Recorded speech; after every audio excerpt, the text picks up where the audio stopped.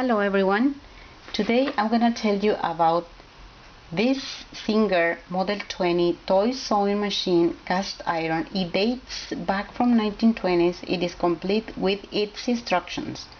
It is a working sewing machine and I'm gonna show you how it works. They call it the Singer because the singing it does when it works. It's neat.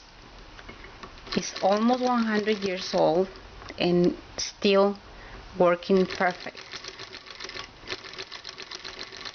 It's gonna be for eBay. Next auction for Murano-Antiques. This is the back stitch, chain stitch, straight stitch at the front. Thank you for watching.